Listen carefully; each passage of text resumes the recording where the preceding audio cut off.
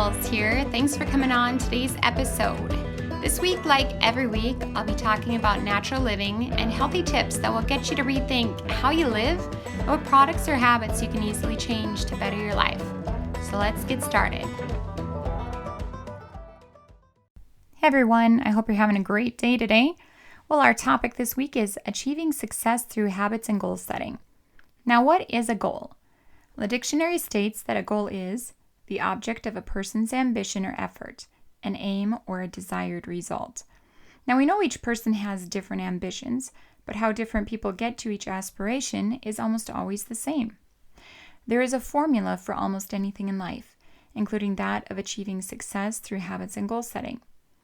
And we'll be talking about a list, and we're going to see what not is in the formula and the reason most people do not complete their goals. So here's a bad formula. 1, lack of ambition or drive. 2, you get discouraged easily. 3, a person tries to take the easy route. 4, they do not have a plan because they do not see the importance of one. 5, you don't have any patience. 6, you fall apart when something does not go according to what you have planned. 7, there's a fear of rejection. And 8, a fear of failure.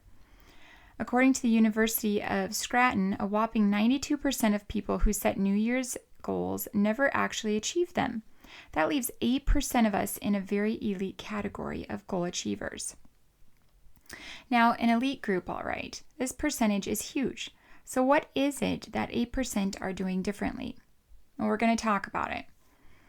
Why are some people successful, why others are not? Saying you're going to do something and then not doing it is a common thing, but why? Is it the society we live in and the short attention span? Or I don't want to do it if I don't get instant gratification syndrome? I think it's both. People have so much at their fingertips that rarely do they need to be patient with anything anymore. Hate to tell you this, but success, unless it was handed down to you, doesn't come instantly. The turtle and the rabbit are the perfect illustration or picture one should paint in their mind when they think of success through habits and goal setting. Success in reaching your goal is the turtle who gets there in months, sometimes years, not the rabbit who runs a little, then gets lazy and decides to run again. Unlike 92%, 8% have different habits and a formula they follow to make their success happen. Want to know what it is or what you should be doing to get into the elite group? Well, I do, and I know you do too, so let's talk about it. Don't make resolutions, you want to create habits. And these are some of the habits of the elite group. 1, know what the end goal looks like. You need a clear vision and a starting plan to get you from A to Z. Successful people have that. They know how they want to start, plan a path that includes resources or items needed to obtain small victories or mini goals along the way, and ultimately see the end in their mind or on the paper. 2, have confidence in your abilities. You are not going to find people who lack confidence in the 8% bracket. Success through goal setting is hard enough without doubting yourself every step of the way. Know your worth or there's no worth in starting. 3, create a team of successful people. Surrounding yourself with like-minded and ambitious people is a must if you want to succeed. A team not only helps in keeping you motivated, but they can help with breakthroughs and offer sound advice or opinions on your project. 4, be consistent. I cannot stress this one enough. This one right here will break you more than any other and send your goals back to the starting line. You must be consistent and form the habits needed to reach any achievement. Think about an Olympic athlete, and you will understand that consistency is crucial. Stay focused. Yes, it's easy to go in 5 different directions, especially if you are working on a computer.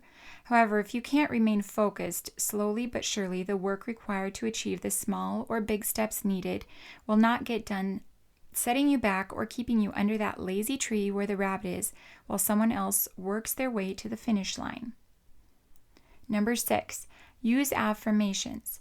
Telling yourself you can do it or writing yourself a little script is like taking in oxygen before you suffocate. Affirmations are needed every day, sometimes multiple times a day, and could be the difference from you giving up before you crest the hill you're climbing. Number 7, put into place good habits. A habit is something that's done repeatedly or consistently for a long period of time. Choosing good habits will propel your success and keep you on track with your goals. Now, what do these steps have in common? All of these are action steps. Without action, no philosophy or idea will ever take root. Here's a long quote from one of my favorite books, but one worth paying attention to. What is the magic formula? I could show you exactly what I did to create 4 different, separate, independent, multi-million-dollar organizations and teach you how to do the exact same thing in 20 minutes. And chances are it wouldn't work for you. Why not? Because how to do it is not the issue. Because if we don't change the way we think, then you'll have to rearrange what I said by the time you leave the room. You'll have reinvented it by the time you go to bed that night, and in the morning you won't even recognize it as the same information. People everywhere are clamoring for the formula, the secret, the path to improving their lives. Tell me how to do this so I can do it. Give me the definitive plan. Tell me how to be healthy, how to be rich. Tell me how to be happy. Tell me. If you're one of the million looking for cookie-cutter answers to the great questions in life, you can call off the search right now. How to do it is not the issue. Why not? Because the answer is only the answer. It isn't actually doing the thing. It isn't applying the answer, living the answer. It's only information. And you guys, that was taken from The Slight Edge by Jeff Olson. Now, the power of your mind. You see, although there is not a secret ingredient, there is a secret or not so secret formula to achieving success through habits and goal setting. Your mind controls everything you do, and therefore, if you control that, you control everything. Change the way you think, and you change your life. Your thoughts propel your actions, and your actions are the tools to get you money, success, and a great relationship. Don't be fooled. However, you need continued action to keep these things, make them grow, or become long-lasting and healthy. So be consistent. Remember our turtle? He kept going, always putting one step in front of the other. He is our action man. The lazy rabbit, on the other hand, ultimately lost the race because he is our in-a-hurry man with no plan who got tired and lost the race. You don't need to push yourself to the brink of no sleep and craziness. Just diligently work hard towards your goals. So have a clear and vivid dream. People who live with huge, vivid, clearly articulated dreams are pulled along towards those dreams with such force they become practically unstoppable. What made people like Martin Luther King Jr., Gandhi or Mother Teresa, Edison or IBM's Thomas Watson, Lincoln, what made these guys such forces that nothing could stand in their way, no matter what the odds or obstacles? It was not some magic in their character, though they certainly became people of unusual character along the way. It was the power of their dreams. The vision each of these men and women held created a magnetic force against which no opposition could stand. And again, you guys, that little piece is from The Slight Edge. If you're wondering, it's a great book to get and read. Okay, let's keep going. So evaluate your habits.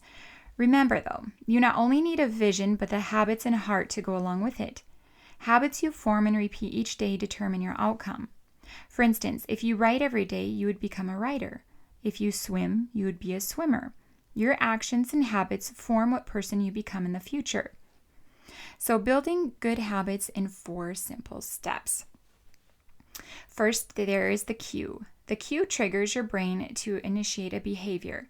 It is a bit of information that predicts a reward. Because the cue is the first indication that we're close to reward, it naturally leads to a craving. Every person is different though, so cues are meaningless until they are interpreted. The thoughts, feelings, and emotions of the observer are what transforms a cue into a craving. Number 2 is cravings. Cravings are the second step, and they are the motivational force behind every habit. Without some level of motivation or desire, without craving a change, we have no reason to act. What you crave is not the habit itself, but the change in the state it delivers. You do not crave smoking a cigarette. You crave the feeling of relief it provides. You're not motivated by brushing your teeth, but rather by the feeling of a clean mouth. every craving is linked to a desire to change your internal state. Number 3, the third step is the response. The response is the actual habit you perform, which can take the form of a thought or an action. Whether response occurs depends on how motivated you are and how much friction is associated with a behavior. If a particular action requires more physical or mental effort than you are willing to expend, then you won't do it. Your response also depends on your ability. It sounds simple, but a habit can occur only if you are capable of doing it. If you want to dunk a basketball but can't jump high enough to reach the hoop, well, you're out of luck. All right, number 4. Finally, the response delivers a reward. Rewards are the end goal of every habit. The cue is about noticing the reward. The craving is about wanting the reward. The response is about obtaining the reward. We chase rewards because they serve 2 purposes. 1, they satisfy us, and 2, they teach us. You guys, those 4 things I talked about are from Atomic Habits by James Clear. Again, another great book to purchase. Okay, so are habits really that important? Well, the ability to form good habits will help you achieve success in all aspects of your life. So, short answer, yes. Now you understand why only 8% of people are considered to be in the elite group. It's not that the elite group is unattainable or even hard. It's that our society lacks ambition and the drive to follow through on something that takes longer than a week or a few months to achieve. All right, bad habits. Bad habits are learned behaviors that we need to unlearn before continuing down a forward path. That's not always easy, but critical to your achieving success through habits and goal setting. If it doesn't move you forward, then you need to replace it. Let me say that again. If it doesn't move you forward, then you need to replace it. No amount of justifying a bad habit will help you succeed. Well, that's it, you guys. To achieve success through good habits and goal setting, you must be willing to put aside your old self and create a new, improved, consistent, habit-driven you. Enjoy your week, friends. Thanks for listening to today's episode of Urban Wisdom and Natural Living. Tune in next week where I'll broadcast live every Monday morning at 8 a.m. If you miss it live, hold those tears and head on over to my blog, which is heatherarles.com. That's Heather, EARLES.com. There you can have 24/7 access or right here on iTunes. If you want to follow me on social media, you'll find me on Twitter, Facebook, Instagram, LinkedIn, and Pinterest. Have a healthy week.